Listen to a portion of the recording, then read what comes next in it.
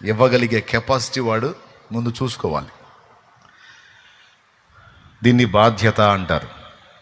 ఇదేం పెద్ద మర్మం కాదు. అలాగున మనుషులకు మనకే బాధ్యతలను నెరవేర్చమని చెప్పిన దేవుడు ఆయన నెరవేర్చాల్సిన బాధ్యతల్లో ముందుగానే ప్రిపేర్డ్గా ఉంటాడు. ఆయన సిద్ధపడి ఉంటాడు. యేసు ప్రభు సిలువ వైపు నేను చూసినప్పుడు ఒక్కోసారి ఒక్కొక్క అంశం కనపడతా ఉంటుంది. నాకు సిలువకి వెళ్ళి చూసిన ప్రతిసారి ఒక్కోసారి ఒక్కొక్క అంశం కనపడతా ఉంటుంది. ఒక్కోసారి సిలువ వైపు చూసినప్పుడు దేవుని ప్రేమ కనపడిద్ది. ప్రేమ ఎంత బలీయమైన ప్రేమ అంటే అది సిలువను ఎక్కడానికి ఇష్టపడింది, చిత్రవదన అనుభవించడానికి ఇష్టపడింది. సిలువలో ఒక కోణం ప్రేమ కనపడిద్ది. మళ్ళీ ఒకసారి సిలువకి వెళ్ళి చూస్తే దేవుని న్యాయం కనపడిద్ది. సిలువకి వెళ్ళి చూస్తే ఎన్ని కనపడతాయి అంటే రకరకాల షేడ్స్ కనపడతాయి.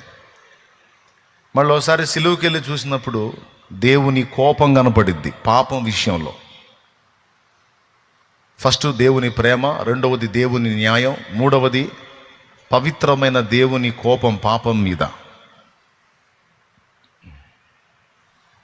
అలాగే మళ్ళీ ఒకసారి సిలువకి వెళ్ళి చూసినప్పుడు త్యాగం కనపడిద్ది.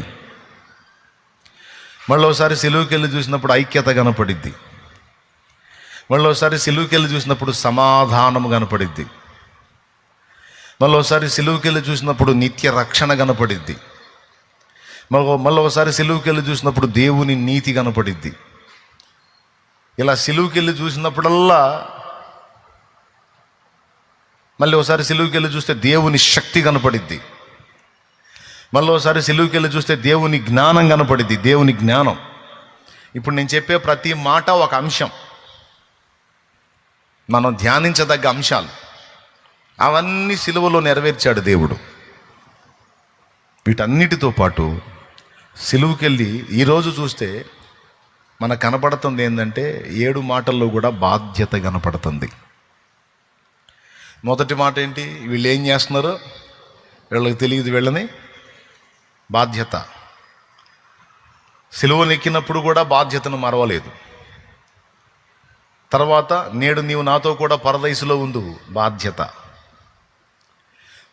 ఎట్లా బాధ్యత అంటే తుది శ్వాస విడిచేటప్పుడు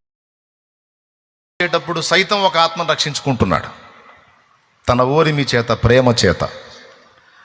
వాడు ఎందుకు కనెక్ట్ అయ్యాడో తెలుసా? కుడివైపు ఉన్న దొంగ సిలువ మీదకి ముగ్గురిని ఎక్కించిన వెంటనే వాడు స్పందించాడా?